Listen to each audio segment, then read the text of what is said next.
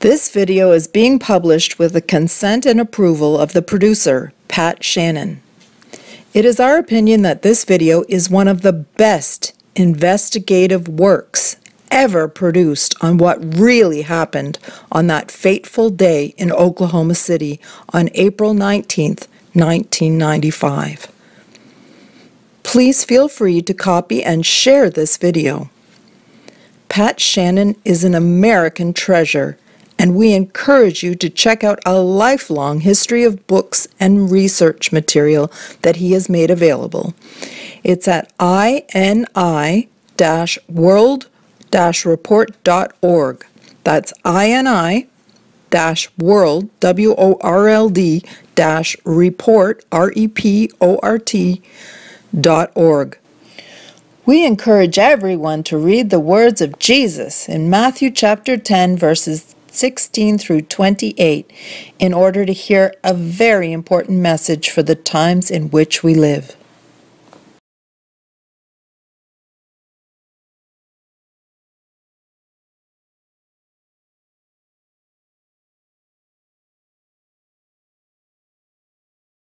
This proceeding, basically, there are four elements that I have to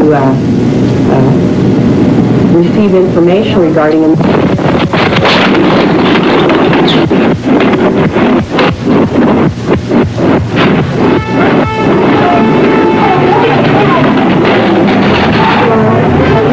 Everybody look down here.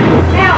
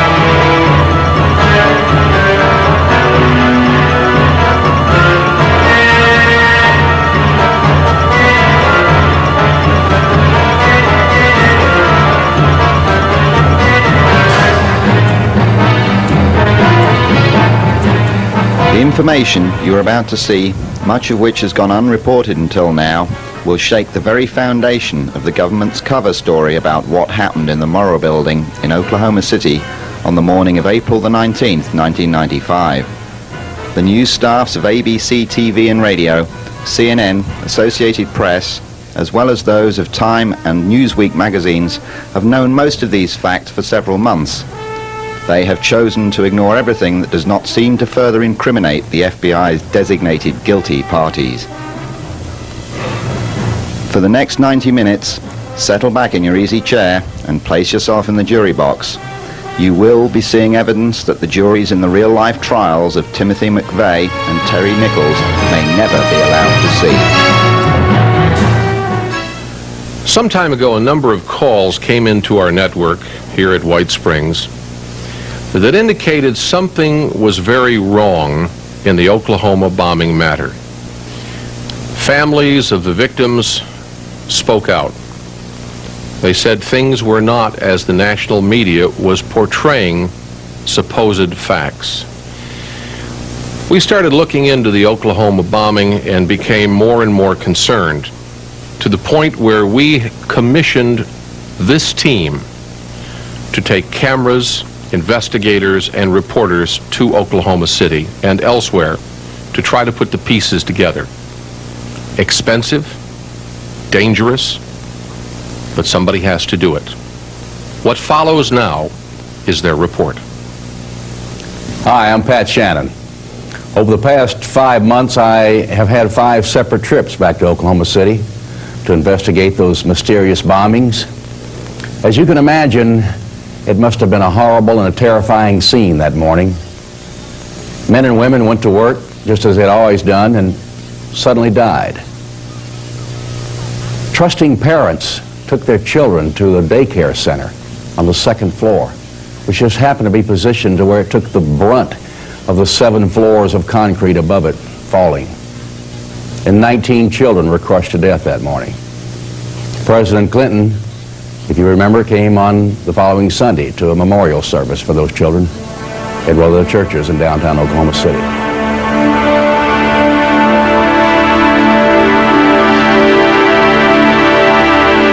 In our private investigative circles, we refer to the bombings, plural, because while indeed there may have been an explosion in a Ryder rental truck outside on the street that morning, there also were multiple explosions inside the building. Now, why the federal investigators and the establishment media refuse to acknowledge these facts, we cannot say. Why the BATF refused to answer any questions? For 35 days, they were challenged on no one being in their offices that morning. They were finally forced to yield to pressure when a mother who had lost 2 of her babies in the nursery that day came forward on national television to challenge them. At which time a district director, Les Martz from Dallas, said that indeed there were 5 agents in the building. In fact, one of them, their local director, Alex McCauley, was riding on an elevator at the 8th floor with the DEA agent, and at the moment of the explosion, they fell to the 3rd floor. But Les Martz lied. Our later investigation proved this. Did Timothy McVeigh and Terry Nichols really pull off the greatest mass murder in American history? Would a 26-year-old Timothy McVeigh, with just a few years in the military, have the experience and the knowledge to be able to do this? And if so, would he be stupid enough to drive up the highway at 85 miles an hour with no tags on his car? And if he were stopped by the highway patrolman, Charlie Hanger, as he was, would he hesitate to kill 1 more after murdering 169 people? Why would the President of the United States and his Attorney General make accusations of people and groups around the country, accusations that they knew not to be true? Why did the governor of Oklahoma, Governor Frank Keating, attempt to thwart a member of his own party, Representative Charles Key, who simply wanted and asked for an independent investigation outside of the auspices of the FBI? These are a few of the many, many questions we've been pursuing all summer and will pursue in the next 90 minutes or so. But when we finish, you may have more questions than answers. J.D. Cash is an investigative reporter whom I had the good fortune to meet on my 2nd trip to Oklahoma, and who has worked very closely with me on this case. He is a lawyer who at age 40 retired from his business in Tulsa with enough means to pursue his long-suppressed desire to be a writer. When the explosions in Oklahoma City captured his attention, he immediately began to investigate the discrepancies in the accepted story, the single blast theory. Now, several of his articles about the contradiction of facts in this tragedy have been published locally, but he began to notice that when his editor submitted his articles to the Associated Press, they continually were being ignored. When he finally inquired in person with AP as to why they were not running his articles, he was told by the bureau chief in Oklahoma City that they had been asked by the FBI not to pursue the Middle East connection. But J.D. Cash is a tenacious reporter whose experience in the legal profession long ago taught him not to write anything that he cannot document. He has collected astounding facts that you are yet to hear from your television network news. The 1st of May, I started making some phone calls. There were some things that I was saying on the national news that didn't add up, and there were some questions, or a lot of questions that the national news wasn't even asking. And so I started making some phone calls, and immediately ran into the Assistant Fire Marshal, Dick Miller. And Dick, I wanted to know where the ATF, DEA, and Secret Service was maintaining their magazines in the building. It was my understanding that they did have magazines in that building, and I wanted to know where they were located. In the conversation, he explained to me that he had never done an inspection of that building because that is a federal building and he's off limits there because of his role as being a city employee. But he did say that he had located, or the bomb squad had discovered at around 10:30 a.m. on the day of the bombing, a 2-foot by 2-foot by 2-foot box marked high explosives. The box was taken by the Oklahoma City Bomb Squad out to a remote area where it was detonated. His exact words were, "Mr. Cash, when they detonated that, it was definitely high explosives. No question about it." We have a number of witnesses that actually helped the BATF remove high explosives that were still undetonated from the Murrah building after a period of about 2 weeks. And I have since been able to interview a number of civilians who have told me in interviews on tape, on the record, that indeed they did help the ATF remove explosives and weapons such as a tow missile, such as hand grenades, cases of munitions marked explosives. These were removed from the remains of the ATF magazine, which was located on the southeast corner of the Murrah building. And interestingly, this room sits atop the coned-in area, what I call the coned-in area, which is the area where most of the victims were found. This is the pit area. But this room sat right up on top of it and was ruptured. J.D., how many people have you actually spoken with who heard multiple explosions that morning? I have talked to so many people who have heard multiple explosions that I have really lost count. We call them the Two Blast Club. Actually, it's no longer a point of dispute, especially when you're interviewing someone who has a military background. Those are the people who have, especially combat veterans who have been under fire. They're very attuned to explosives. I even talked to a demolition expert who was sitting in a cafeteria in Edmond, some 30 miles from the blast site. And it is his custom, when he hears a blast, to use his feet to count the subsequent blast, to check for it. And he says there was no question there were 2 blasts that day. And I asked him, I said, well, why do you use your feet? And he said, well, you can't really always trust your hearing. And he said, the reason why I'm alive today is when we set out multiple charges, we use our feet to make sure that all of the charges that we have set off have gone off before we go back and approach the area. So it's just automatic.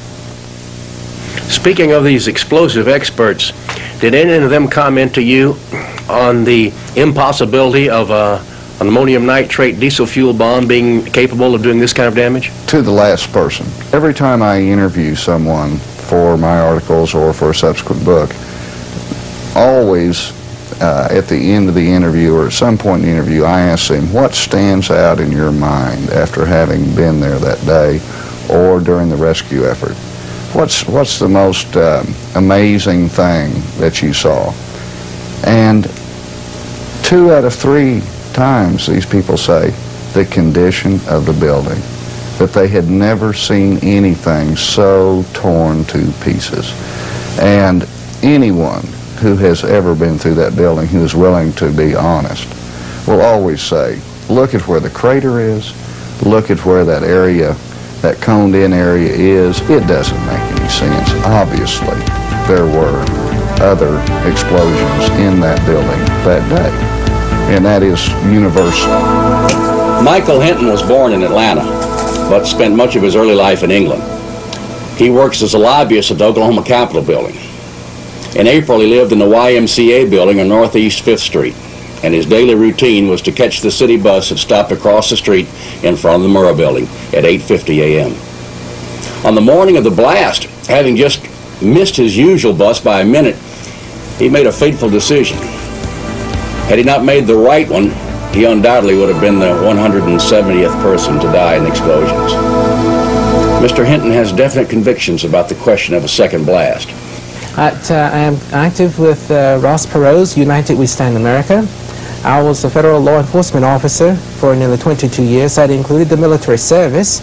And I'm here actively in the Oklahoma City area where I'm continuing my duty and service to my country. April 19th. I just had came out the YMCA, run across the street on the Northwest 5th Street in Robinson area, about I'd say 50 feet diagonal direction to the Federal Building. And I'm standing there on the corner that morning waiting for a Metro Transit bus, and I discovered, it was at 10 minutes till 9 at the time I was standing there, and I discovered I'd missed 2 buses. So at 8:55 or about 8:56 that morning of April 19th, 95, I run down to Northwest 5th and Broadway. Another bus was coming through the intersection, and I caught him just in time. This bus was running late. So, but I got on and went on to the transfer terminal where I was to catch another bus bound for the state capitol.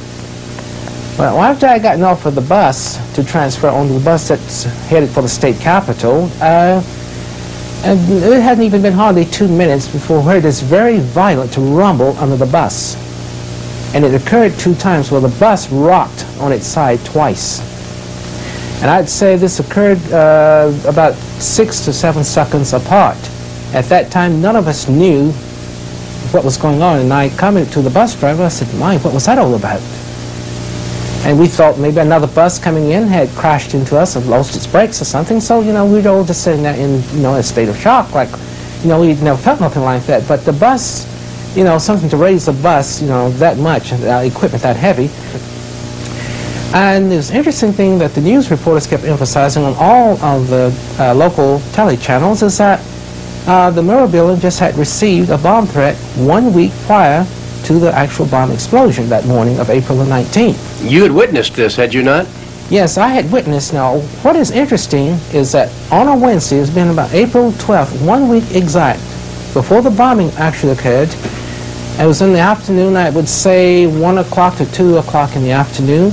There was a gathering of, I'd say, it was 350 to 400 people standing around the Federal Building.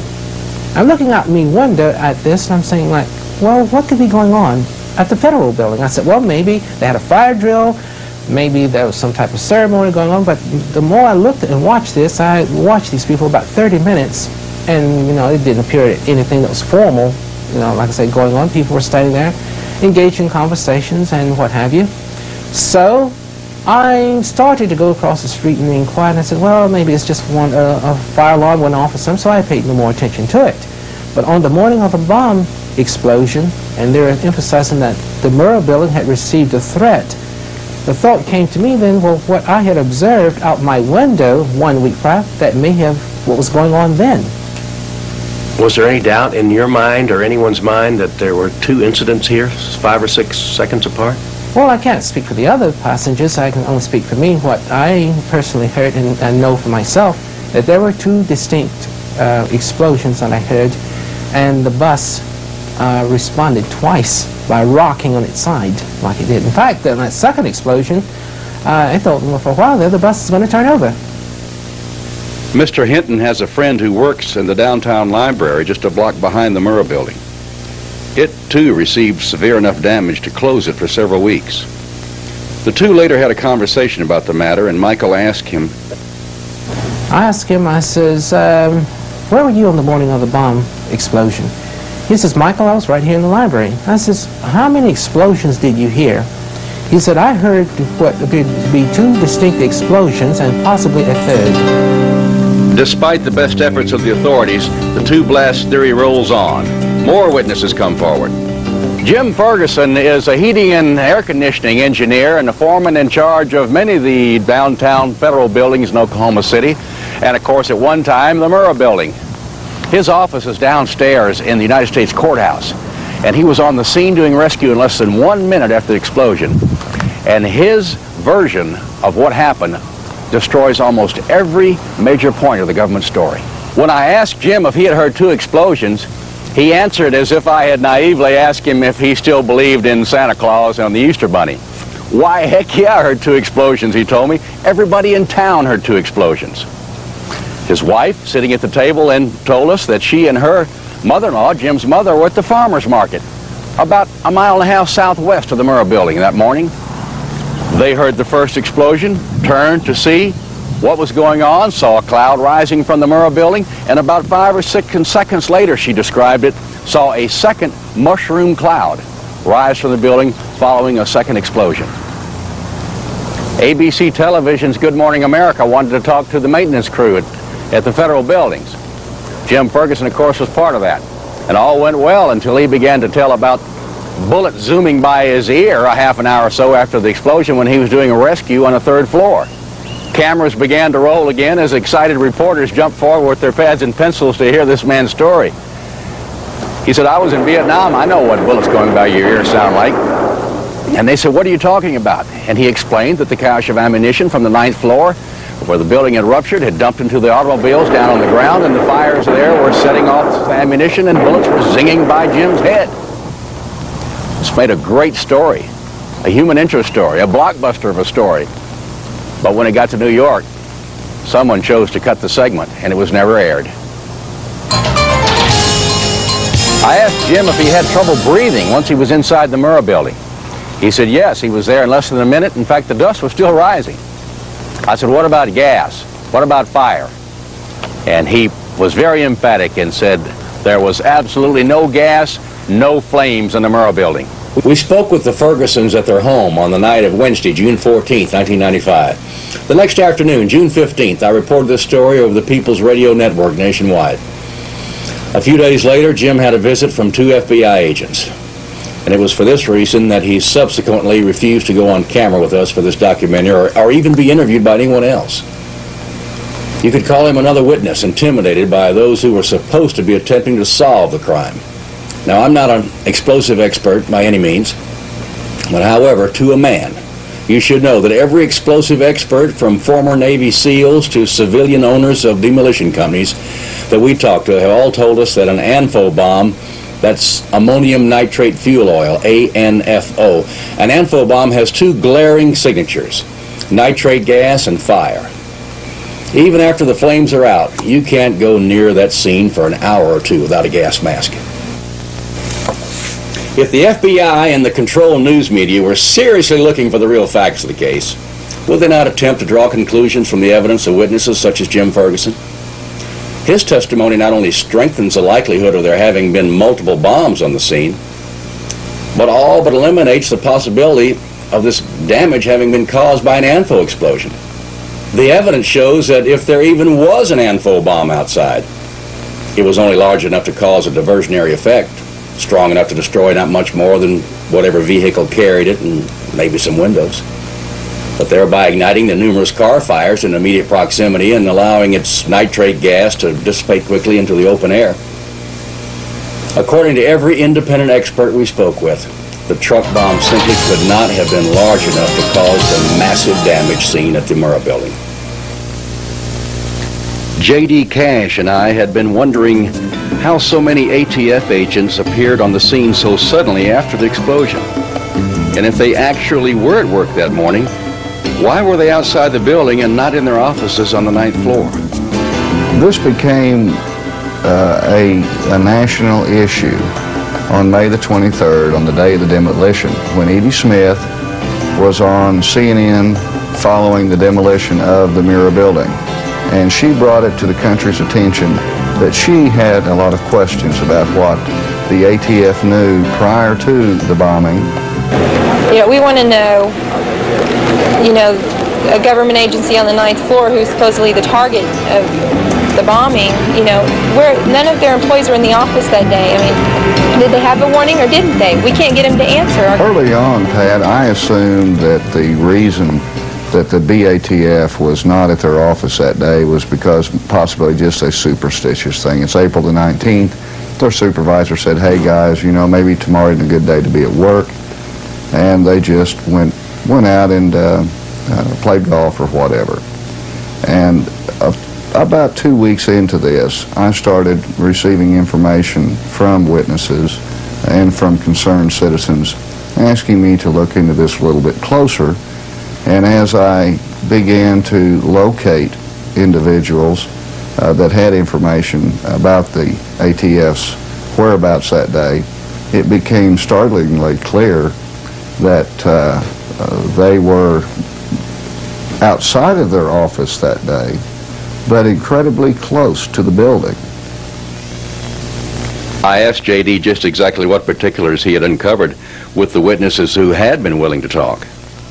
We have one witness that we've taken down and put in a broadcast theater and put him on tape, on camera, his face blacked out, changed his voice in order to protect him.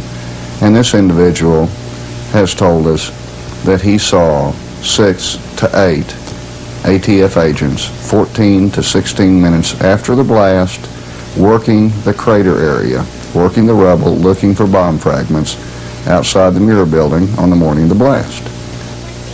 Another witness confronted an ATF agent outside.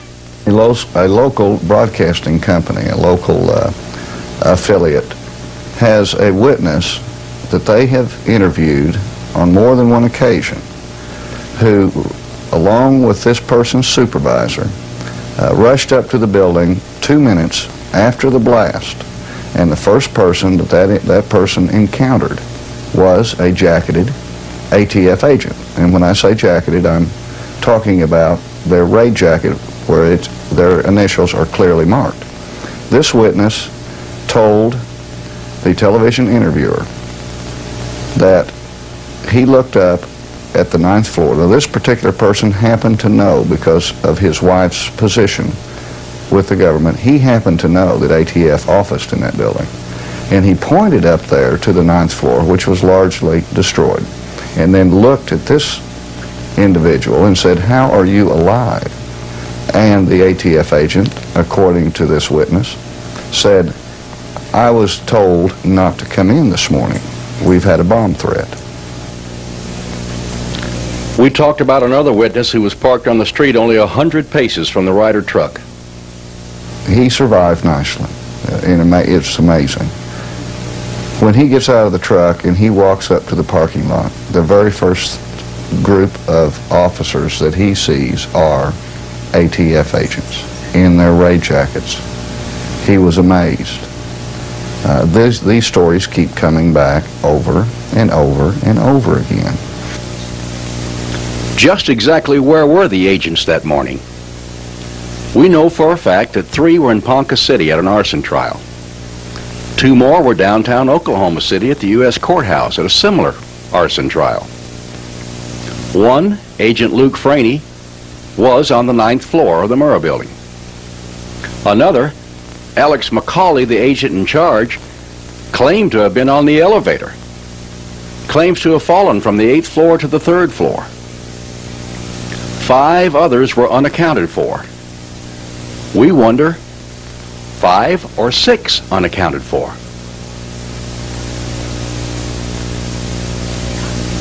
Les Martz put out a memo to all the ATF and IRS offices across the country saying that Edie Smith's accusations were groundless.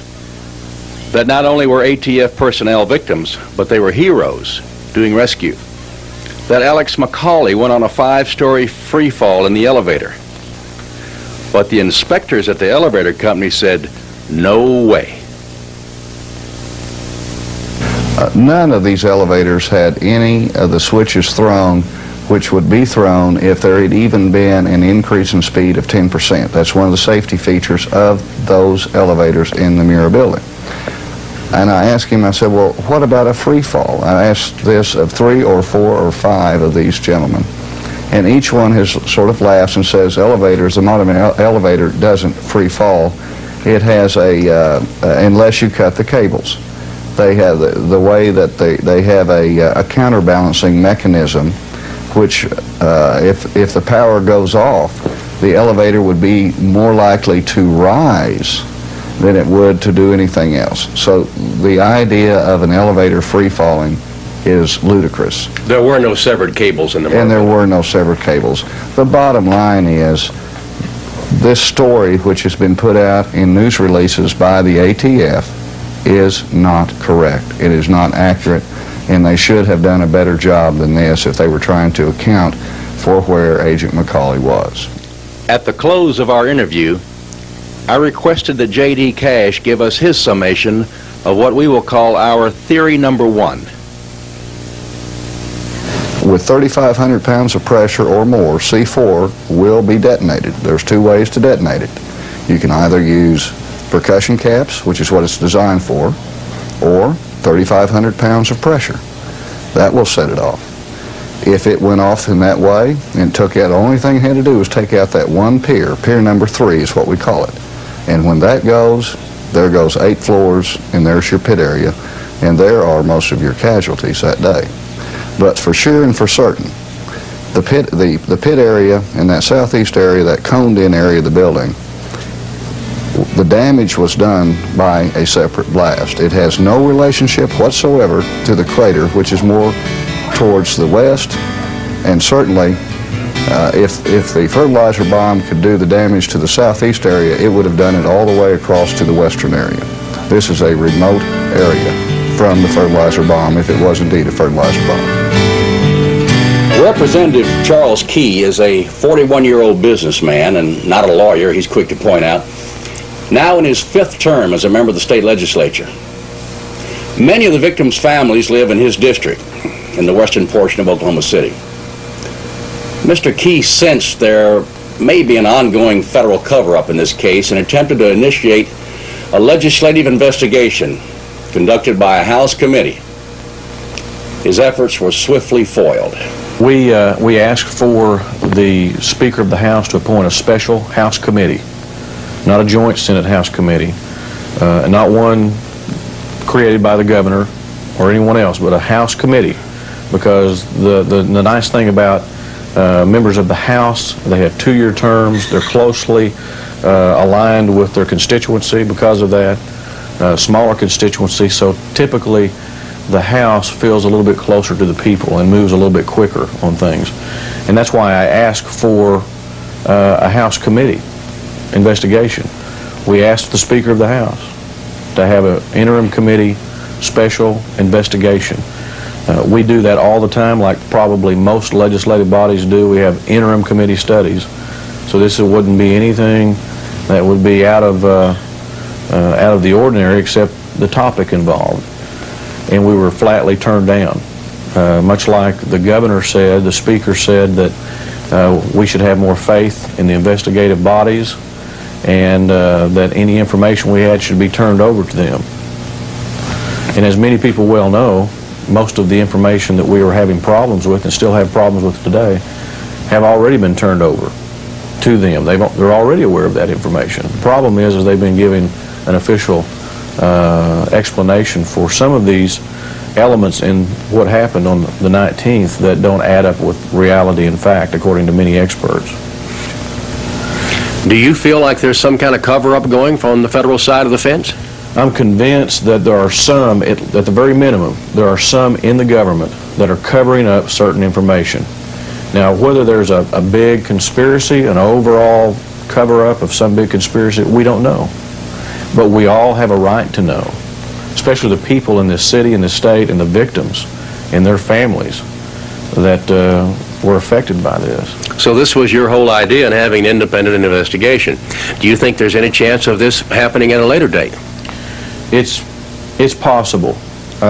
Frankly, I don't have that much faith in our legislative leadership to make that decision, to turn around a decision that they've already made, unfortunately. What did Governor Keating have to say about the idea? Unfortunately, Governor Keating was very critical when he didn't have to be. He and I being of the same party, I thought that he would maybe adhere to Ronald Reagan's 11th commandment and not be critical of a fellow Republican. But he was somewhat critical of me and my request for the investigation when he didn't have to be. And he's been critical of just about everyone that has brought any questions up about what happened on the 19th and whether there was foreknowledge and a number of other issues. We asked Representative Key if there could have been a Middle Eastern connection. We know that in the first few days after the bombing that there were Middle Eastern or Iraqi individuals that were believed to be involved and that were seen leaving the scene of the crime and that were pursued by the authorities. And one of those individuals was called John Doe number 2, and they even put a $2 million price tag on his head. Looked for him for a long time, and then a couple of months later they decide that there was no John Doe number 2 at all.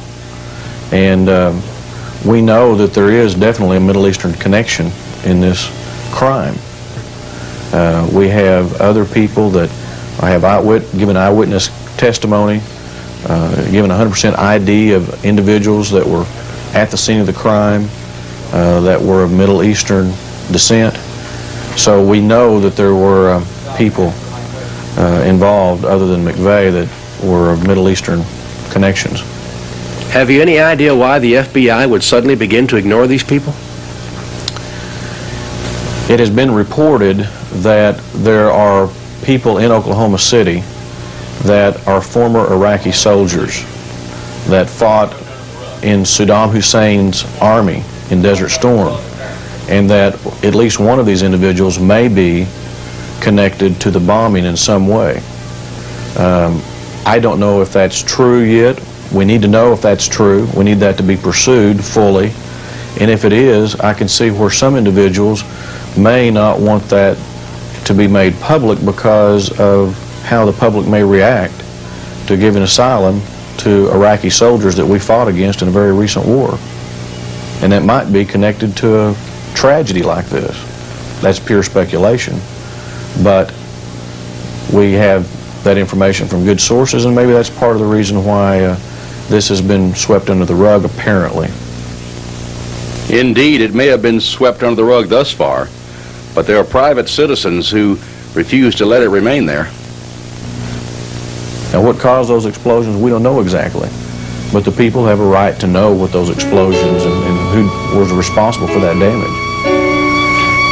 Glenn Wilburn is a CPA, and he was in his office 18 blocks north of the explosion site that morning. He was on the scene by 9:20 and remembers the inordinate amount of jacketed BATF agents who were already there. As grandfather of the 2 Smith boys who died in the nursery, it bothers him that none of the agents had their children there that day. He questions the government story and is very aware of a campaign of disinformation being dispensed by the news media. We talked about this, his concern about the ever-present rumors about the Middle Easterners and the terrified witnesses who are still refusing to come forward with what they know. We were speaking of the infamous John Doe #2. Interesting how he doesn't exist, but yet we have eyewitnesses that saw him. And the FBI has been aware of this since day 2. We have 4, maybe 5 witnesses that have ID'd these 2 being together here in Oklahoma City. It was at the corner of Main Street and Robinson immediately after the explosion.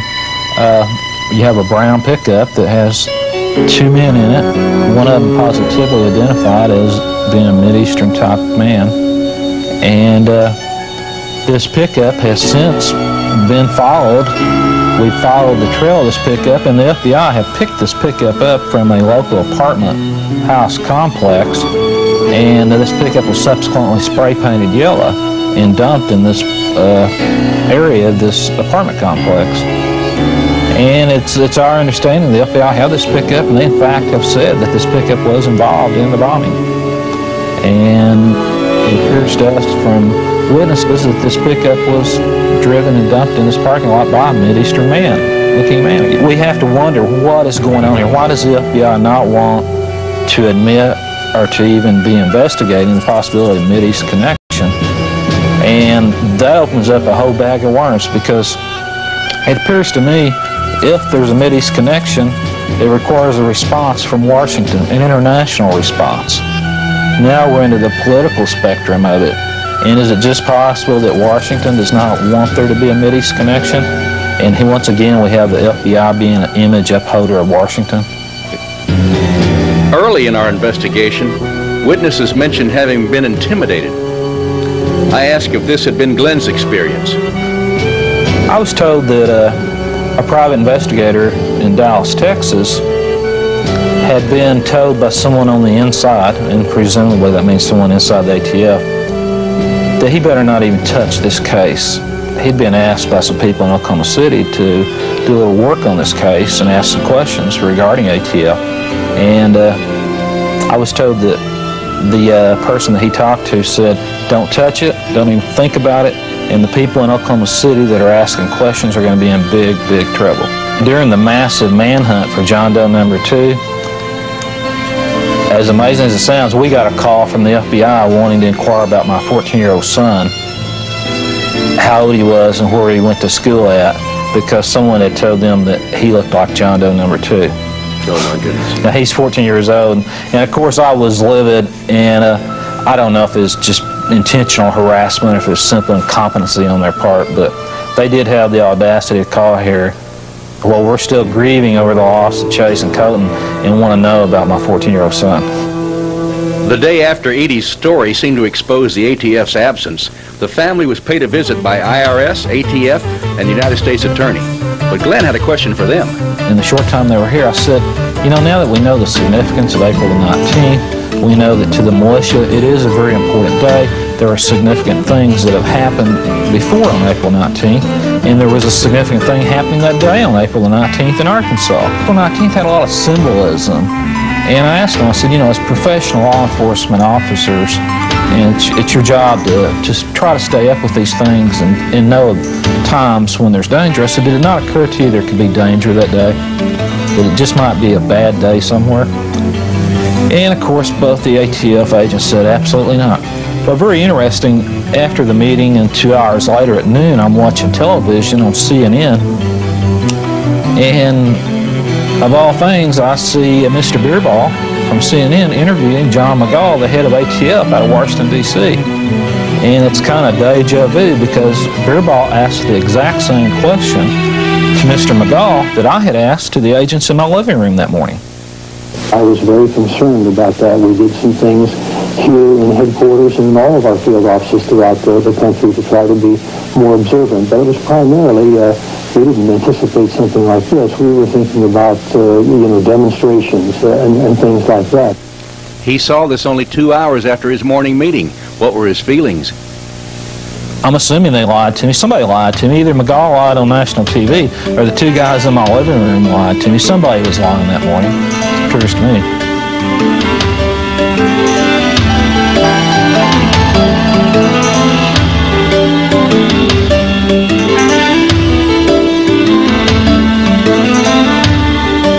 So were there 2 blasts or even more? Remembering Jim Ferguson's reply to that question and so many others who agree with him, we have to believe that it is true. Now we know that it to be a slight exaggeration that everybody in town heard 2 blasts, because many people we interviewed who were inside the Murrah building at the time heard no blast at all, and at first thought they'd been hit by an unexpected tornado. But many more on the outside, such as Michael Hinton on the city bus, heard and felt 2 definite and separate explosions. Here we have an opportunity for you, the viewer, to be an on-the-scene ear witness. At 9:02 on the morning of April 19th, there was a meeting going on in the conference room of the Oklahoma City Water Board, which was housed across the street and only 100 feet or so west of the Murrah building. It was so close that people died there in the ensuing moments. Now here's a tape recording of that meeting that was taking place.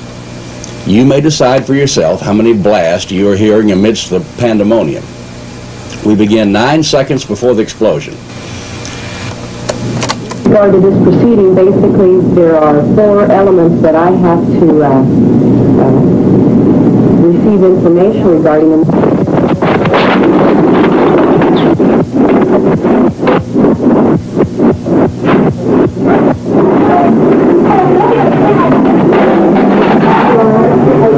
Everybody look down here. Now, what's the electricity line? What's the line? What's the line?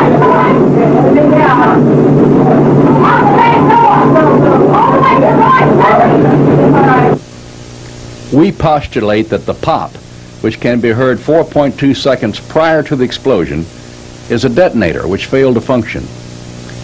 Explosives normally have a backup detonator. We propose that this is what triggered this blast. Experts have stated that the ANFO blast should have lasted 5 seconds. The recorder had an auto gain control which was activated by the intensity of the sound of the blast. The top of the sound was cut out for almost 10 seconds.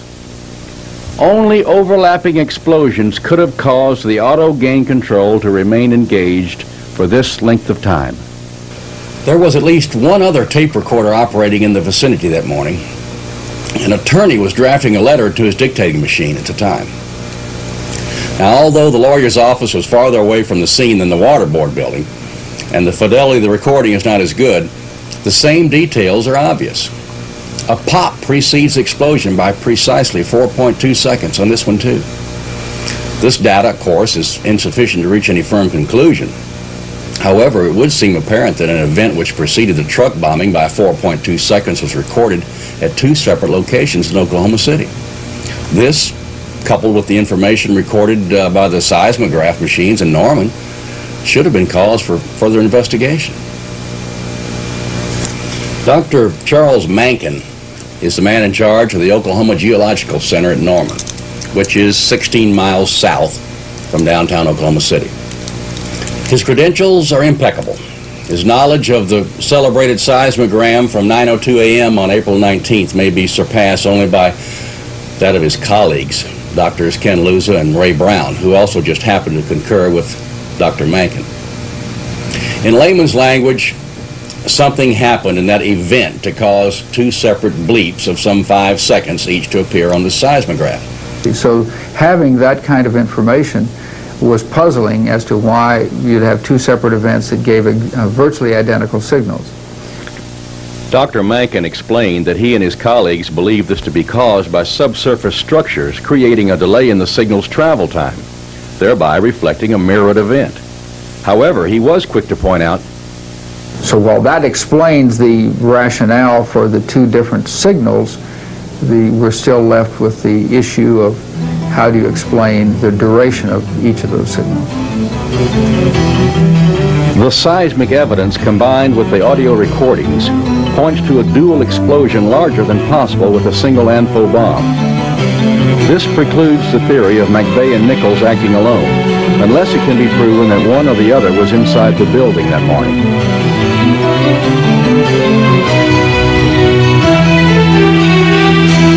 Part of a disinformation program is to plant individuals and organizations. This is common. The intelligence community, particularly CIA, is known for coming in with cults, planting them there, their own people, provocateurs, having them become leaders of the cult, and then control the cult. And also in these disinformation programs, they will plant somebody, that person will be a rabble-rouser, it'll give the government an opportunity, an excuse to come after that particular organization. It's very common.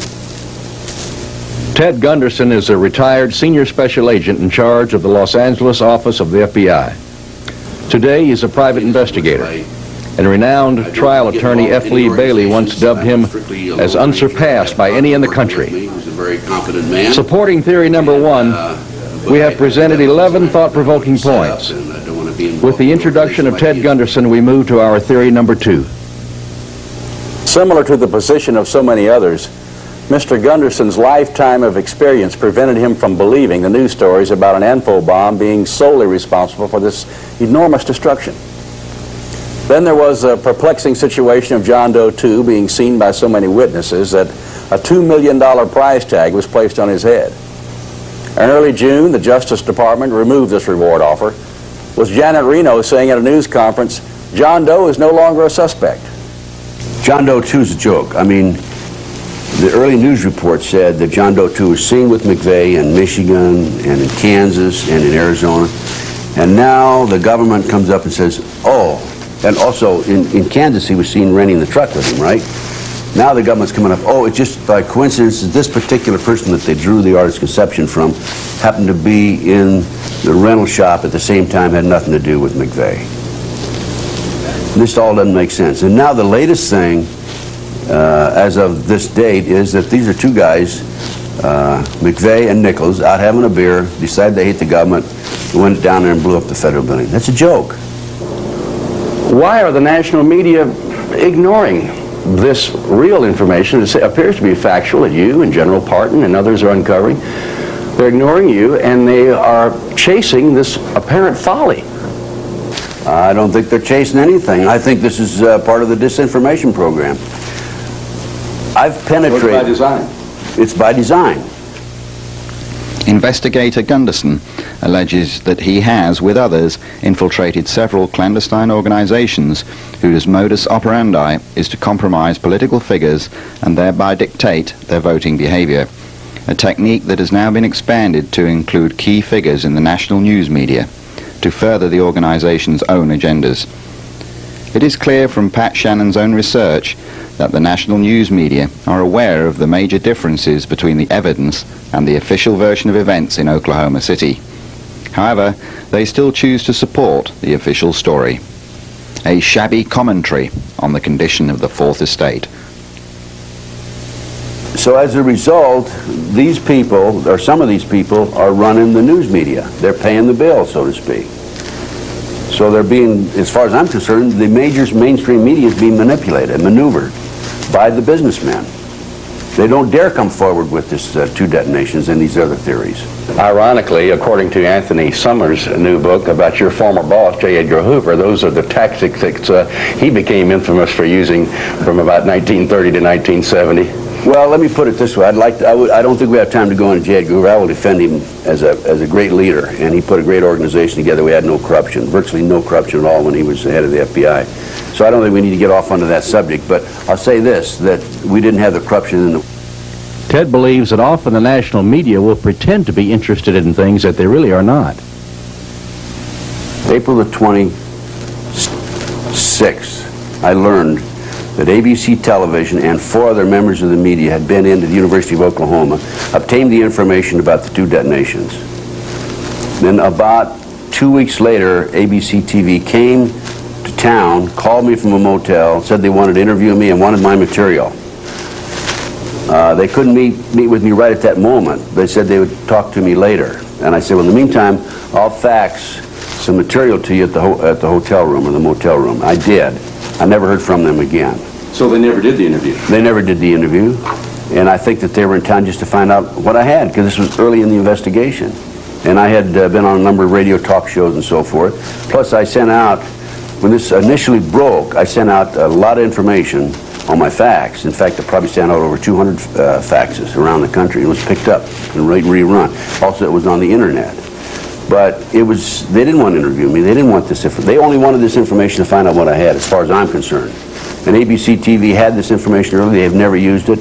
The two detonations were mentioned, I understand, on one occasion on CNN, but they haven't been used since then. Ted, it appears that the only way people are able to get the truth from this whole fiasco is from the underground network, so to speak. It seems that even the people in the highest echelons of government are participating in some kind of cover-up. Do you agree with that? I agree 100%. We furnished our material to Senator Arlen Specter early in the investigation. I sent him a fax. Said, I'm former #2 man in the Philadelphia FBI. I was there when you were U.S. Attorney, and I've met him in the past when he was there as the U.S. Attorney. And I said, I have some very important, critical information for you. Please contact me. I haven't heard from him yet. This is several months ago. So, also the FBI, we furnished this information to the FBI. About 10 days after I furnished it to the FBI, I received a phone call. The agent said, I received this fax. You want me to send it to other FBI field officers around the country? I said, well, you can do what you want to do. I sent about 200 of them out. I don't think it's going to make any difference one way or another now. But in the end, the bottom line was he wanted to know where I lived and what my phone number was and so forth. And I said to him, hey, please come out and interview me. Because I not only want to talk about this, I want to talk about some of the other things I'm involved in. The only responsible person, quote-unquote responsible, who has contacted me or done any follow-up that I've furnished this report to is Stephen Jones, McVeigh's attorney. A nice letter back from him. You will be contacted in the future and so on and so forth. And as a matter of fact, his investigators have already interviewed my associate and me. Nationally syndicated talk host Anthony Hilder compared the Oklahoma bombing to the Reichstag fire in Germany in 1933, which was committed by one political faction and successfully blamed on the opposition. Hilder was one of the first to interview Ted Gunderson after the Oklahoma City tragedy. Is this something that occurred as a result of talk show hosts like myself inspiring some crazies to get out there and take out a federal building, or is this not in fact something that was set up for the purpose of frightening the population of this nation into surrendering our rights for a new world order? I'll have to say, in all honesty, in all sincerity, there's no question in my mind, and this is my opinion, that an incident occurred or was established or happened that was planned, and the purpose of that was to enrage the American public, and to make sure and force Congress to pass anti-terrorism legislation, which we do not need, but which at the same time would imperil our civil liberties and further erode our civil rights and help destroy what we believe in our Constitution. You know, they're encouraging and asking that new legislation be passed, anti-terrorist legislation. I have with me the guidelines of the current guidelines of the FBI in investigating terrorist acts. These guidelines are more than adequate to investigate what we have, any potential acts in the future. Will you say that right into the camera? Yeah, these guidelines here are more than adequate to investigate any terrorist group, domestic or foreign, that comes into the United States. There's no question about it. I've reviewed them. I haven't had an opportunity to review these in 15 years. I reviewed them just the other day. They just would work perfectly. There's no problem with it. There's no reason for any new legislation. For nearly 30 years, you were on one side of the fence, and then suddenly you're coming out on the other and actually accusing your former employers. Why are you doing this? For 45 years, 28 years as an FBI agent and 16 years or 15 years since, I've never changed positions. I've always been on the right side. I'm a seeker of the truth. When I was in the FBI, I sought the truth. When I got out, I still seek the truth. So it's not me being against the FBI. I'm against anybody who is not being honest. Ex-Bureau Chief Gunderson fears that certain people in the government are intentionally withholding and diverting information. Now, we apparently have an element within the government. I don't want to chastise the whole government, but we apparently have an element within the government that doesn't feel this way. And they're putting out this disinformation. And I think it's a horrible situation. I think someone needs to really delve into it. There are some good people in the government, too, so I don't want to chastise all of them. You left the FBI at a relatively early age. I would presume you were probably in your 50s after nearly 30 years. Why did you retire so young? Were you under a cloud of any type, or was there some kind of corruption that you couldn't stomach within the FBI at the time? No, I've never been involved in any corruption. Knew of no corruption when I was in the FBI. It was a great organization. I had a fantastic career. I'd get up in the morning and shave and I'd say, I can't believe they're paying me to go to work today. That sort of thing. And I retired because I was 50 years of age and I had mandatory retirement at age 55. So I said, well, why should I wait another 5 years? I'll get out now. And I did. The only problem I've had since I got out is there's been a disinformation program aimed at me by unknown sources within the government. Like I've been accused of being a homosexual and being involved in suffering from mental problems and being forced out as a disgruntled employee, that sort of thing. But none of it is true. None of it is true, absolutely not.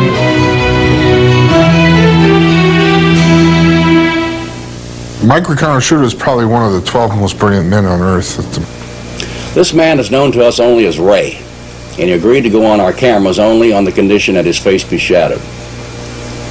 He was recruited into the CIA by a 20-year veteran operative to work with one Michael Reconner. They were to build portable electronics labs to intercept communications. These were highly technical and sophisticated command posts known as C3I, which stood for Communication, Command, Control, and Intelligence. We're being fed the information secretly, and we know what's going on. I would prefer believing General Parton's explanation than the ANFO explosion. Of course, we have our own definition of what happened. Their own definition of what happened is the super bomb, which has been touted for months by Ted Gunderson on talk radio. Now, the way our pineapple bomb works is that a cloud of aluminum silicate, lead azide, and a few other ingredients is set up so that a specific chain molecule exists, it permeates the air all the way around the pillars and so on and so forth. And this cloud is energized with a high voltage pattern, a specific high voltage pattern, which produces a sort of a stairway pattern in the molecular structure of the cloud. Part of that pattern is a hydrodynamic generator, a hydrodynamic power generator, an energy source, shall we say, permeating the cloud, which is then energized with another energy source and then it's detonated. And this causes the cloud itself to explode in such a fashion so that if the cloud is circulating around the pillar, then it crushes the pillar from all sides and turns that pillar literally to dust and leaves only the rebar behind. So if you've got this cloud permeating all the way around the first floor, wherever it is, anything in its path gets crushed, imploded to dust instantaneously. And when that happens, of course, there's nothing left to hold up the floor is above, so bang, they come down like a pancake. How does this coincide with the 5 or 6 second differential seen on the seismograms from Oklahoma Geological Center? Well, the delay in the two detonations is very critical. In fact, it's one of the most critical aspects of the bomb that gives it away. And so I'm not going to comment how accurate the seismographic delay is. I'm going to say that it's within the accuracy range that it should be to fit our bomb signature. Could your bomb have been numbers 2 and 3 that people heard? Absolutely. In fact, that's what I'm proposing that happened. The number 1 was the ANFO, number 2 was the setup explosion, and number 3 was the final detonation. Michael Riconosciuto. He's currently serving a 30-year sentence in the South Carolina Federal Penitentiary. He and Ted Gunderson have been acquainted for more than 15 years. They worked together on cases that resulted in 5 murder convictions. Michael Riconosciuto is one of the developers of the barometric bomb. However, he claims that in 1991 he was framed on drug charges by factions in the government in order to get rid of him. His documentation of being drug clean and company tests for years prior to his arrest tends to substantiate this. Investigator Gunderson and I traveled to a federal penitentiary in South Carolina. We wanted to talk with Michael Riconosciuto about his drug conviction and also about this super bomb which the government denies exists. Looking at General Parton's photographs, they very dramatically show the elements of the structural steel rebar protruding in the bomb debris. And this is a type of damage that is not possible with an ammonium nitrate fuel oil or ANFO type bomb.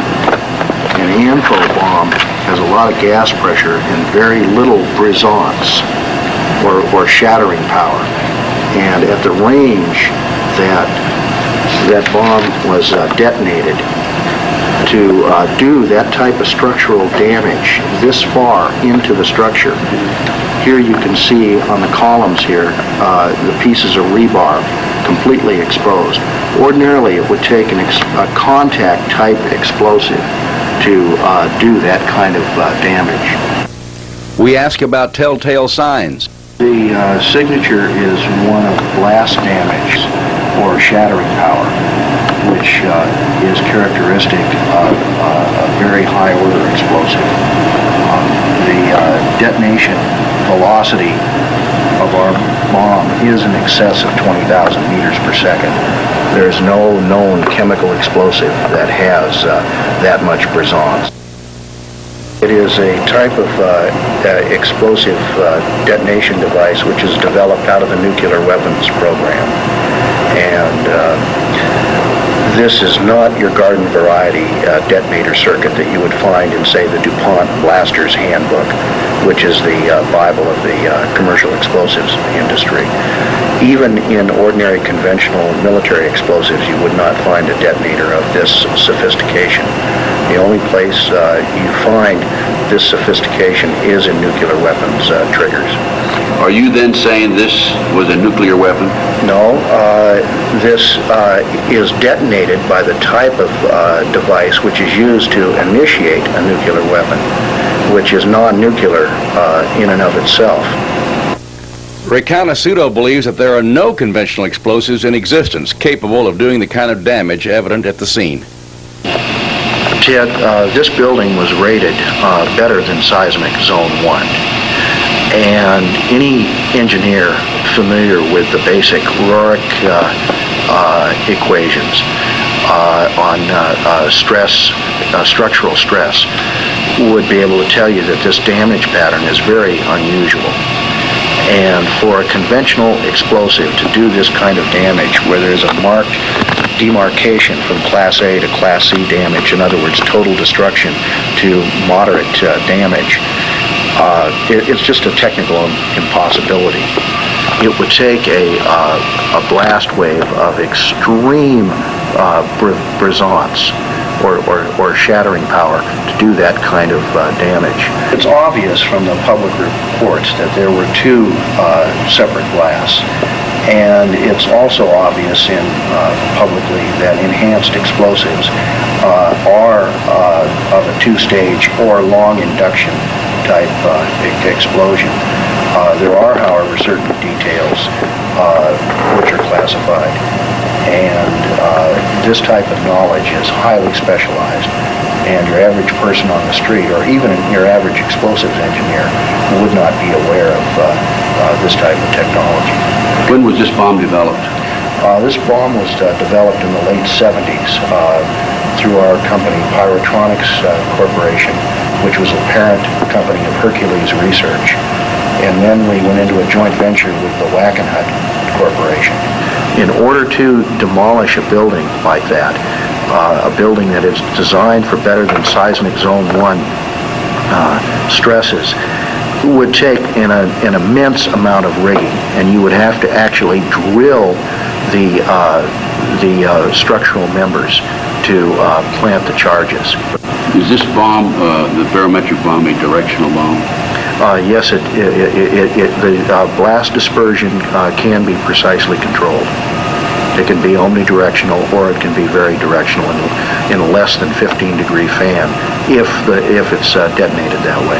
Michael, assuming that the building was drilled and wired, could it have been done from closing time on Tuesday night before 9 o'clock in the morning Wednesday? Absolutely not. It would have taken days to prep a building like that. Does this bombing fit the signature of any other bomb other than the barometric bomb? None that I know of. Do you have any knowledge of the barometric bomb ever having been used before other than during experimentation? Yes, it was used to take down a high-rise apartment building in downtown Beirut in retaliation for Mr. Buckley's torture and death. What year? That would have been in 1984. And who was responsible for that? Who had control of the bomb at that time that did this? Our friend. I don't want to. I don't. Turn the camera off.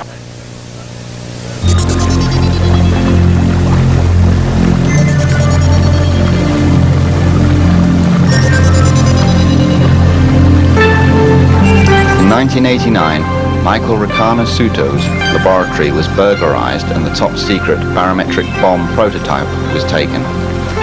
He believes that the drugs were planted at this time, which led to his conviction and 30-year sentence in 1991. This has become known as the Aberdeen burglary. Mike, what would tie the Aberdeen burglary into the Oklahoma City bombing? Shortly after the bombing in Oklahoma, I talked to a Treasury Department agent, and he told me that microtaggants from the devices that were stolen in the Aberdeen burglary showed up in bomb debris. He said the lab at the forensic testing lab the Treasury Department has in San Francisco found it. Is there any way that more than one of your bombs, we'll call it, could have been used at the Murrah building? it wouldn't have taken more than one. So you're saying one could have done the damage that we see, two would have done much more than we see? Absolutely. One would have. I'm surprised that so little damage was done. The microtagons are required by law in commercial explosives in the United States, and they're like a serial number, and they will survive a blast. And that way, the forensic bomb investigators can recover bomb blast debris and identify the source of the explosive if it was a commercially made explosive in the United States. The components that we were using in our research program were required to have microtagons in them in case anything ever happened to them where they got into the wrong hands. Your contacts in ATF, have they told you that this is the bomb that could be traced back to Aberdeen, Washington? They told me that the microtagons from the detonators that were reported stolen in the police report that we filed, that Raymond and Carl Worth had filed with the Aberdeen Police Department, are the ones that showed up there specifically. In the Oklahoma City bomb? Yes. If the testimony from these ex-government agents is true, it points to a much more ominous bomb being present at the Murrah Building on April 19, 1995.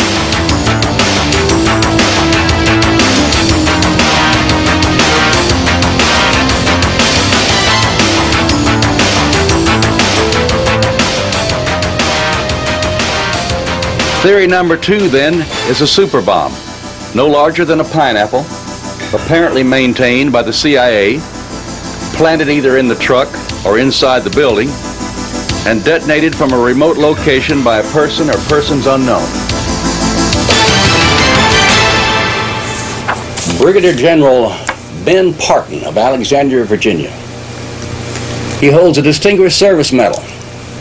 He's twice received the Legion of Merit. He was a distinguished graduate of the Air War College. He holds 2 master's degrees and is a candidate for a PhD. His expertise over most of his 31-year career in the United States Air Force was demolition, and he headed up the Explosives Research Laboratory for the Air Force. He knows how buildings fall and what the identifying signs are as evidence of detonation after they have fallen. He could tell immediately, from nothing more than pictures in magazines, that the American people were not being told the truth about the Oklahoma City tragedy. In mid-May, a 7-page letter went from the retired Air Force general to Senator Don Nichols of Oklahoma, imploring the senator to take steps to stop the demolition of the Murrah building on May the 23rd. To allow this building to be demolished would be tantamount to the commission of another crime. At a minimum, it would be destruction of evidence, said the former high-ranking military officer. We caught up with General Parton in Albuquerque, where he was presenting all these findings on the subject to a large audience at the University of New Mexico.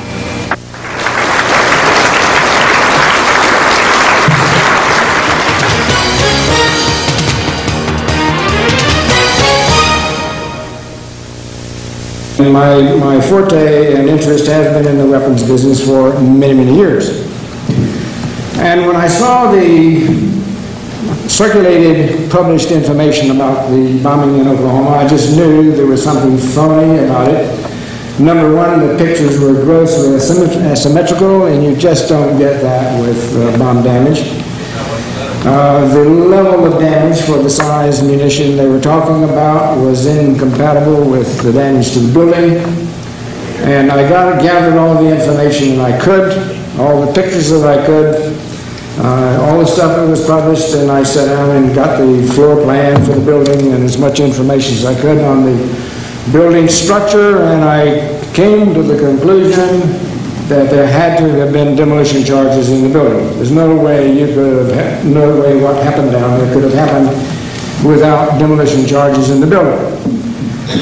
And I knew that those demolition charges had to be on 3 specific columns. But I felt across the front, if it had been an outside job, that those demolition charges would have been at the base of the columns on the front of the building, because they were available and accessible to anyone on the sidewalk.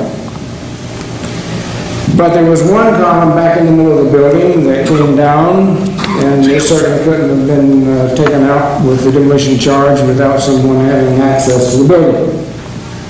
So I prepared a memorandum, and I sent it to about 60 members of the Senate and the House, laying out my concern.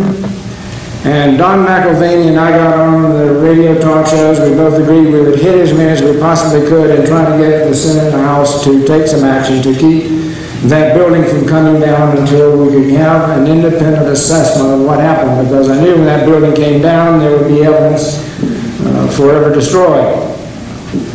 And I suspected that there may be an effort to cover up things, so I felt that we ought to have a separate and independent investigation. Of course, the Senate and the House both acted with their normal black hole kind of an operation. I never did hear from Senator Nichols from Oklahoma. I got a letter back from Senator Warner espousing his wholehearted support for a number of the conditions in the so-called anti-terrorism bill. And Congressman Frank Wolf sent back a letter, and I knew him well. And he said, "Dear Ben, thank you for your info copy." It was addressed to him. He said, "What you're discussing is above my level of expertise. I have sent it to the FBI for the information and assessment evaluation." I then knew that he didn't understand what the letter was all about. Disgusted with the attitude of Congress and dissatisfied with the government's clumsy explanations, General Parton personally carried his investigation to Oklahoma City. There was a company in Oklahoma that had pictures that were made throughout the cleaning up of the building. They hauled over 315-ton truckloads of material away from that building, hauled it out to a landfill, smashed it down with equipment as much as they could, covered it up with dirt, put it behind a chain link fence with guards on the gate. So if that's not a figurative and a literal cover-up, I don't know what is a cover-up. Was this destruction of evidence precipitated because the government prosecutors feared the remaining forensic evidence might clear their official suspects, McVeigh and Nichols? Or would it have proven ATF, DEA, and Secret Service carelessly stored dangerous explosives on the 8th and 9th floors? General Parton feels the photographic evidence disputes the last half of this theory.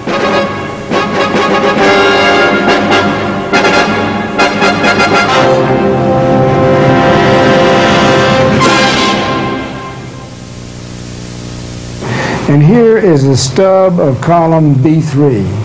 And the top of that column is at the 3rd floor level. And if you examine that column closely, you can see that the rebar is still sticking out the top, and it has all the appearance of a demolition charge, the kind of damage you would get from a demolition charge at the top of that column, where it had a juncture with floor number 3. General, would you explain to us the particulars, what your message is? What are you trying to get across? Well, I'm trying to show with this layout of the building structure the pattern of damage that was done to the building from whatever was doing damage. And what I found that you had demolition charges in the building plus the truck bomb outside. Now this is the pressure pattern that you would get from the truck bomb located at this position. And that's about the size of the explosive charge of 4,800 pounds of ammonium nitrate with enough fuel on it. And even though you had about 500,000 pounds out here per square inch, by the time that pressure wave got to the first point of contact with the building was right here, you're down to about 375 pounds per square inch. Now the columns with the X's you've marked are on the 3rd floor. The columns with the X's I marked are the columns that I concluded were taken out by demolition charges. At the 3rd floor level? At the 3rd floor level. A blast. There was a blast from the truck bomb. There was? There was a blast from the truck bomb. But not strong enough to damage the header or blow it in. That's right. But as I indicated, there is the evidence from the pictures that show that these columns were failed by demolition charges.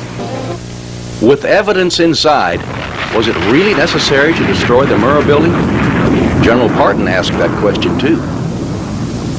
And I talked to the architect, as I indicated before, And the architect told me, and this is the one who was there supervising and advising on shoring up the building.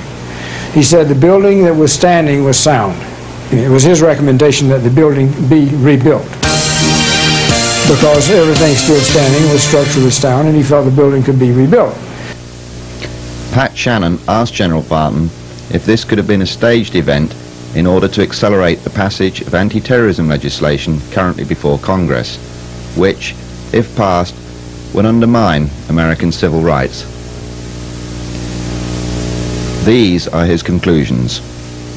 They were federalizing crime in this country when the Constitution clearly leaves it in the local level, in the state level. They were giving the FBI and the BATF and any law enforcement agency in this country powers over the American people that the American people had never seen before. It's the same kind of power over the people that the Gestapo in Germany was exercising and the KGB in Russia were exercising. And I just didn't want to see that imposed on the people in this country. Now we come to our third and final theory. 3 columns on the front row and 1 in the second row were taken out with 4 strategically placed charges. As in theory number 2, the ANFO bomb outside in the truck was no more than a diversionary tactic and did little damage. So we have 3 possible scenarios now. 3 situations that could have happened, none of which fits into the government's cover story of a single ANFO explosion on the street and of Tim McVeigh acting alone. However, we believe we can correctly assume that there was an ANFO bomb that exploded in a truck outside the Murrah building. So at this point, we must suppose that one of 3 things happened. First, Tim McVeigh, along with John Doe II, whoever he is, and acting in concert with absolutely no one else at the scene, parked the truck loaded with explosives, ignited it at the scene with the fuse or from a remote location moments later, and set off the blast. They were not aware that explosives had been stored on the 9th floor by DEA, BATF, and the Secret Service. The truck explosion on the outside triggered the cache on the inside a few seconds later. This would account for the multiple explosions heard by hundreds of witnesses and even captured on tape, as well as the 2 separate shakes on the seismograph, 5 seconds apart. One can imagine the embarrassment, not to mention the liability the agency would shoulder if these facts became public knowledge. Therefore, it was in the best interest of the government to demolish the building to prevent any further investigation. We know also from the unanimity of opinion of a multitude of experts that this alone could not have sheared the columns and cut this kind of pattern through the structure. Therefore, we must eliminate this supposition almost as quickly as we consider it. The second and third possibilities involve more intrigue and provide even a more sinister answer to the question of why this gigantic effort at a cover-up. Now, let us assume for a moment that John Doe II is leading Tim McVeigh around by the nose, coercing him into buying the fertilizer, renting the truck, etc. But John Doe II is also working closely with the government, relaying all the information to them, unbeknownst to Tim McVeigh, of course. Tim, then, is the inveterate and the classic patsy, much as was Lee Harvey Oswald in 1963. So when the truck bomb goes off at 9:02, the barometric super bomb described by Gunderson, Ray, and Reconnaissance is triggered by a Confederate in an unmarked helicopter, which was seen above the building by several witnesses at the time of the explosion. On the surface, this theory seems to have merit, but it simply does not and cannot fit, again, the pattern of destruction. In an attempt to show that perhaps both Gunderson and General Parton were correct, that several super bombs were strategically placed, as Parton was suggesting, we asked Michael Reconnaissance if this could be. He vetoed the idea immediately. His barometric bomb was just far too powerful. Any more than one of these bombs would have left far more devastation than we already see. In our third case scenario, we have the conditions presented by General Parton, and the facts seem to make his the strongest case of all. Remember, he's a bona fide demolition expert from the United States Air Force. and of the precise ilk the government would have brought forward a long time ago if his testimony had been favorable to them. Of course it's not. His scenario could have included Tim McVeigh only on the fringes at best, and certainly not the mastermind. You see, both General Parton and the BATF are very aware that if Parton is correct, and he is certain that he is, it would have to involve duplicity at the highest levels of government. Those columns could not have been drilled and wired, and those charges so strategically placed without a team on the inside. Some say that this would have taken several days and not feasible because the activity would have been witnessed by too many people. But General Parton says the columns did not have to be drilled and wired, not even wrapped, he says. He says a bucket full of C4 or C5, maybe a cubic foot in size and weighing about 60 pounds. Placed next to the columns he's identified would have had the sufficient power to shear those columns, turn the concrete to powder, and leave only the rebar as evidenced. This operation could have been performed in 10 minutes, said General Parton. And we found that to be interesting. The building foreman told us that there was no security in the Murrah building after 11 o'clock at night, when the cleanup crew left. Only a night watchman who patrolled the area around the U.S. courthouse. Now, with proper timing in Watergate fashion, it would have been a simple matter for those with keys and knowledge of the alarm system to enter, place the charges, and then be gone from the area before the watchman returned on his routine rounds. If the truth is ever known, we agree with General Parton that of the three, this supposition will prove to be the closest to that truth. There were other innocent victims of this tragedy. First, the President and the Attorney General jumped to outrageous conclusions and seemed to make whatever public accusations that might prove to be politically expedient. They blamed in general the Christian right, and in particular the conservative talk show host and the unorganized state militia. The charges were all groundless, but because of the source, the news media had a field day for many days. One of these unfortunate victims was James Nichols of Decker, Michigan, the older brother of Terry. In the heat of the hysteria, the public sat back in wonderment as James was arrested without charges, indicted on flimsy circumstantial evidence, and placed in a federal lockup for 32 days. He was finally released when prosecutors admitted that there was nothing on which they could base a case against this man. They arrested me. First it was protective custody. I argued with that. I objected to that. Then they brought up charges upon me, falsely. Indicted me with a grand jury indictment the day before we was going to have a probable cause hearing, because they didn't have any evidence for a probable cause hearing. So they used the prosecutor's grand jury rubber stamp. Afterwards, they let me out. Finally, after 3 court hearings, the judge said that he sees no evidence. They presented no evidence to connect me. And then Janet Reno come on last Thursday, the 10th of August, I think it was, said that I'm totally exonerated. They had no evidence.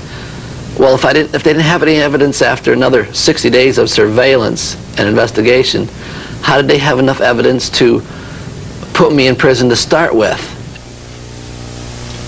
Another tawdry example of the victimization of survivors is the Edie Smith and Kathy Wilburn story. So then all the letters that you received from the Red Cross, none had any money in it? No, they didn't. And they were opened no matter how it was addressed. And this became a concern to me because there was such a massive volume of mail. And I was wondering, why were they opening our mail? So I called them. I picked up the phone and called them. The first person I talked to said, "Dad, we don't open the mail." I said, "Well, ma'am, I wouldn't make up this story or lie to you." I said, "Our mail is certainly being opened." And they referred me to Dee Jackson, the head lady of Red Cross, as I understand it, here in Oklahoma City. And she said, "We don't open the mail." And I said, "Well, our mail is being opened. Can you, and she said she'd check into it. When I talked back with her, we were told that she would put a stop to them opening the mail, but the mail was being opened because they were protecting us from hate mail. Red Cross was afraid that since Edie had had 2 children murdered, that people were going to send hate mail to her. Did that ever occur? No. Who would write hate mail to someone that had their children murdered? We never got one unkind letter. The people that took the time to write to us were people that were wanting to console us and extend their sympathies. There was never any hate mail. It has been said many times that those that do not know the past are condemned to repeat it. But how will we ever understand this incident in the recent American past if we are confined to the headline version, which seems to be designed for public consumption in the interests of protecting a few very powerful people?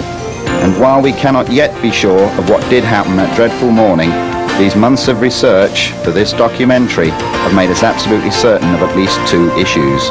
Firstly, a single ANFO explosion in a truck outside the building was not solely responsible for the enormous destruction and unprecedented loss of life.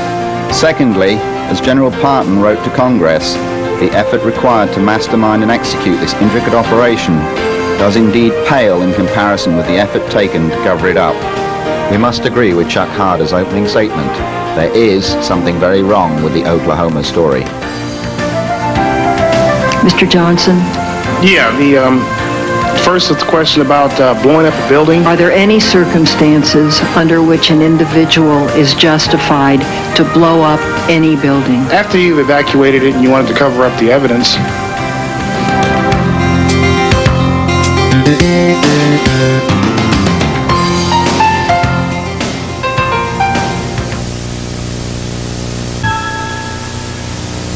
Some very big news in the Oklahoma bombing matter, starting off with USA Today newspaper. A little cut line on the front, it said, Oklahoma bombing, some grand jurors dozed during key testimony, says dismissed grand juror making waves with comments on how case was shaped. Well, that's how you sanitize it and kind of take the blow out of it. And then the story, of course, on page 3A, former juror impugns bomb case proceedings, and hints apparently in the copy of something much, much more. We have the gentleman on the line with me right now. Hoppy Heidelberg, how are you? I'm fine. Good. What do you want to tell America? What happened in that grand jury room, and what is the straight skinny on this Oklahoma bombing? Well, nobody knows the straight skinny. At least I don't. That's just what I'm trying to find out. Okay. My whole purpose for going public is to try to, force the issue, and let's find out what's going on. What can you say, and what has you upset? Well, I can't. You understand, I can't say anything about what actually happened during the proceedings of the grand jury because that's secret. But I don't have a problem with telling you what didn't happen, and really what didn't happen is probably more upsetting than what did happen. Okay. We didn't receive nearly as much evidence in the grand jury room as you could get reading the paper. And I thought that kind of strange. Because, if I wanted to find out anything about the bombing, I was better off reading the local paper than listening to the testimony. Mm-hmm. So what you're saying is that you were not given good information. Why would you think that would be? Well, I think that's the $64,000 question. That's just what I'm trying to find out. Why was everybody else having more luck than the FBI researching this thing? Well, let me ask you a couple questions. Did it ever come out, or can you comment as to any kind of delays that occurred in the rescue operation? Was that ever talked about, or can you comment on that? No, I don't know anything about that. Okay. What about other stuff found in the building, such as explosives or what have you? Did they talk about that, or can you comment on that? No, there's not going to be any discussion about anything like that. Okay. Can you comment, or what is your concern, or I don't know quite how to word it, but in the newspaper here, in the USA Today, it says that you're concerned that prosecutors did not provide information about the possible involvement of others in the case, particularly a suspect referred to as John Doe 2. When you add others in the case and suspect John Doe 2, you have a conspiracy, don't you? Well, there's some evidence that there were a number of people involved.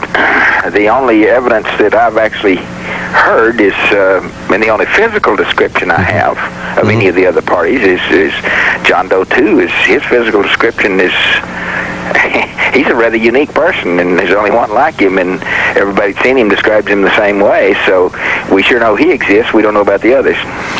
Okay. If John Doe 2 exists, as you say he does, and as you know, KFOR-TV and local journalists have done a tremendous amount of looking into John Doe 2, and we even purchased for a rather decent amount of money some reports from KFOR-TV that indicated that John Doe 2 was seen around Oklahoma City. What can you talk to about that? Well, there's plenty of, I'm satisfied he probably has been seen a lot of places by a lot of different people. And we just weren't allowed to talk to him, and I find that strange. What did the prosecutors essentially tell you, that this was not important, or that you were not to talk to him? No, that all my questions would be answered before we were asked to indict. Just relax, lay back, you know, you're in good hands with Allstate. Just go along for the ride, and we'll work it out. It'll all be all right in the end. Were your questions answered? No, they weren't. So what you're saying is, as a grand juror, you're very upset because the process was not pure. Is that what you're saying? Well, it didn't work, and you know, I mean, as far as the indictments we got, it worked. But I thought a grand jury was supposed to investigate.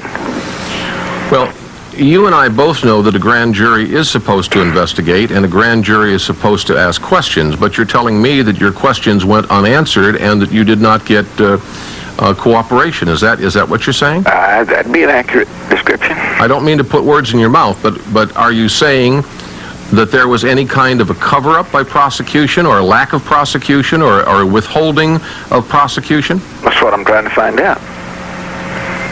And obviously you never will now, because they kicked you off the panel.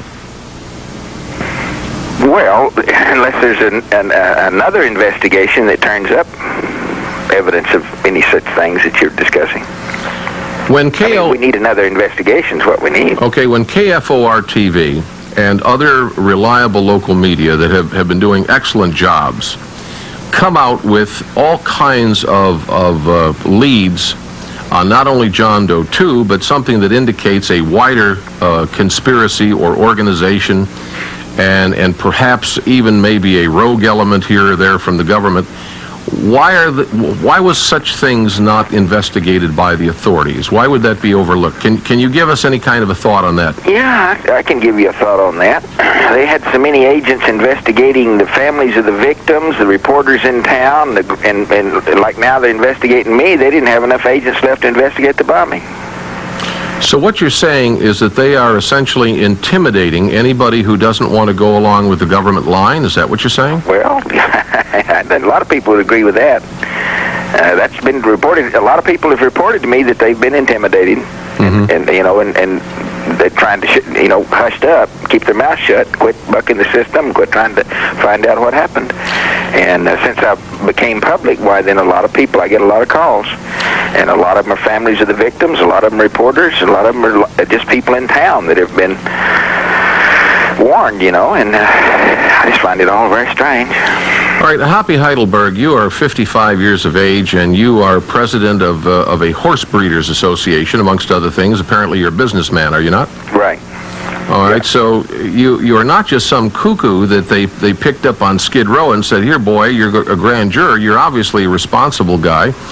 Why in the world, can you tell me what you think is going on? Not at this time, I really can't.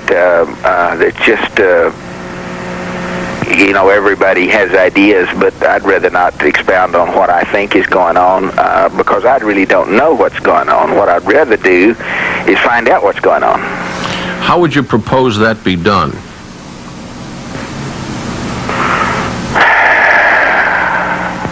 Well, enough pressure was finally put on the Ruby Ridge situation that it's kind of coming clean, and enough pressure, maybe we find out what really happened at Oklahoma City. How would you propose the pressure be put on the government to come clean? Well, I would think the American people, they've got incentive to clear this thing up, because if they don't clear this one up, there could be more. So if you don't find out who all bomb the Oklahoma City building, why, any city could be next. So they've got the incentive. They should be motivated to find out who, and gather up everybody that was involved in the Oklahoma City bombing and get them off the street. You're talking about the American people should do this. Yeah, well, it's the only people that can. Well, why are the authorities not doing this? That's their job. Well, there's no pressure on them to do their job. That's what I say. The American people has to put pressure on the authorities to do their job. I mean, a lot of people have jobs they don't do. They just draw their pay. We're talking to the man that USA talked to, USA Today, and he is a former juror, a former grand jury member at the Oklahoma bombing case. His name is Hoppy Heidelberg. The Associated Press ran a story a couple of days ago, Hoppy, where they said that you wanted to tell America something, you wanted to get the word out. Specifically what? Well, a lot of things are run in the paper, you know, that are opinions of people other than me. Okay. I mean, it's not so much that I want to get the story out, is that I want to, I guess the story I would put out is that the American people need to resume the responsibilities that were given to them originally, and because when they abdicate responsibilities, vacuums don't exist long, and the government's all too willing to move in. Let's go back to that. Yeah. Specifically, what responsibilities do you say that the American people have that they are not pursuing? Well, let's just pick on grand juries because that's the topic of the month. So a grand juror is supposed to do certain things, and most grand jurors don't do them. They just go along for the ride, and they don't object when they're taken for a ride. Specifically? Why? They don't get involved in subpoenaing witnesses. They don't even know who's been subpoenaed and don't care. Well, and never ask for anybody to be subpoenaed. They just allow the prosecutors to subpoena who they want and interview who they want and ask questions what they want. And a reporter just left here that said that a good prosecutor get a ham sandwich indicted, and it's kind of, and that to me that's abdication. That is the American people abdicating their rights and their authority and their duties and obligations, and they just want to lay back and let everybody else do it. They don't want to get involved. Okay, let's start out with how did you find out that you were on the grand jury? How did you find out? You just get in the you're just asked to report on a given day, just like any other jury situation. And when you get there, they just put all the names in a hat and draw them out. It's just a okay. lottery. All right. So then you were selected by random to be on this grand jury. Did you get a book telling you what you should or should not do? Yes, I did. What does the book say? And I read it. And it told me my rights, duties, responsibilities, and I acted accordingly. And the only problem I had is that the prosecutors hadn't read the book. Well, what specifically was your concern in your relationship with the prosecutors? Well, the first wreck was when I wanted to question witnesses direct myself. Does the book say you can do that? Yep. All right. And then what happened? Well, they didn't like that idea. Well, why would a prosecutor not like you to ask a question of a witness if the book says you can do it? Well, that's a good question. I think that's something we need to find out. I think that's something that we're probably going to make some changes here in the grand jury system. And I bet in the future, grand juries have the ability to exercise their rights better than they have in the past. Why would you feel that would happen? Because of this situation. I mean, most grand jurors don't know they have the right to ask questions, and when they're told they don't, they just let it go. It's all right, you know. And I'm not saying they said we couldn't ask questions. We just had to launder our questions. We just had to give our questions to the prosecutor first, and then let him ask them. And well, I don't understand. That's not my style. I mean, that's not what I wanted to do. I don't understand if the book says that you, Hoppy Heidelberg, as a grand juror, have the right to ask a direct question of a witness, and the prosecutor says, "Don't read the book. Hey, kid, don't read the book. Do it my way, kid." What is that? That's intimidation, is it not? I don't know. It made me mad. I wasn't intimidated by it, but I was angered by it. Now, you were told by somebody that if you went public and started talking, that you could be put in jail for 6 months. Yeah, and actually, more than that, everybody says 6 months. That's 6 months per offense, according to the letter I got.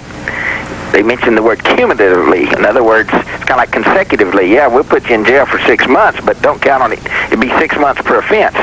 So if we think you broke the rules 6 times, that's 36 months. So. Do you feel they'll put you in jail? No, I don't think so. That would be the dumbest thing they could ever do. Well, I don't see much smart being done. Well, you're right about that. They shouldn't have fired me. That was dumb. The first stupid thing that happened was something called Ruby Ridge and Randy Weaver. Mm-hmm. The second bunch of stupid thing that happened was Waco. Mm-hmm. And now a number of people have deep suspicions based upon independent analysis that there's much more to the Oklahoma bombing than a couple of cuckoos driving up in a truck with some fuel oil bombs made with fertilizer. Can you make any comments on the size of the plot, or what your guesses might be based on your information? I just don't have enough information yet to make a comment on that, and I think that's unfortunate. I think I should have. As a grand juror, I ought to know a lot more than I know. How long were you sitting on this grand jury? How many days were you in session? I can't tell you. I wouldn't if I could, and I can't tell you because I'd have to do a lot of research to figure that one out. Well, how many hours were you sitting there, would you say? Was it weeks, months, days? Well, it's not every day. It's months, but it's not every day for months. Okay. So it's a day here and a day there? Something like that. I'm not going to be specific. All right, fine. It's just as needed. You're just basically on standby, and they call you when they need you. Now, with all of the coverage of this, did you ever get any information that helped you decide if it was just one bomb or many bombs? Was there any information given to you, or were you able to get any kind of an inkling? Well, they were very careful not to ever provide anything about the possibility of more than one bomb. I mean, that's just what the seismologists and geophysicists think, that there were 2 bombs. I mean, the prosecutors of the government is, I mean, they're one bomb all the way. So but apparently that wasn't accurate. Yeah, there is evidence that there were 2 bombs. So the fact that you're convinced, and everybody else that has apparently a lick of sense is convinced that there were 2 bombs, the government prosecutors said, no, don't look at that, just look at 1 bomb. In other words, are you telling me they narrowed the scope? I'm saying that I wasn't aware there was 2 bombs till after the indictments. I mean, that subject didn't come up, really, even in the media for a while. And I think it's been after the indictments that this thing is heated up a little bit and has been brought to the people's attention that there's possibility that there's more than 1 bomb. Because even though some of the seismologists indicated that there were 2, that their instruments indicated 2 separate happenings, they said, well, one of them was when the bomb went off and another's when the building fell down. Well, I'm not a seismologist. Well, apparently the seismologists say it was 2 bombs. We were planning to talk to Grand Juror Hoppy Heidelberg several days ago, but the big media got to him first, and he kept his promise and called us back the minute he could, and we thank him for it. Following up this USA Today story, Hoppy Heidelberg, you and I spoke on the break for a moment about Josh Nichols, 12-year-old boy. Your concern? Well, I'm concerned about the sanctity of the family issue. Families are under attack, as we all know, in America today, and that's unfortunate, and that's the root cause of a lot of our social problems we have today. And any time that immediate family members can be forced to testify against each other, well, that's not very cohesive. That doesn't encourage cohesiveness of a family unit. And I just don't think that a child should be forced to testify against his parents. If he wishes to do so voluntarily, if we're talking about child abuse or something like that, that's completely different. But you shouldn't be able to force a child against his will to testify against a parent. All right, Hoppy Heidelberg, thanks for taking time out of your day and coming on and talking to America on the People's Radio Network. I sure thank you. Thank you. You bet, my friend. Bye-bye. You take care. Well, folks, there it is, and you heard it here. Thanks. All the best. May God bless.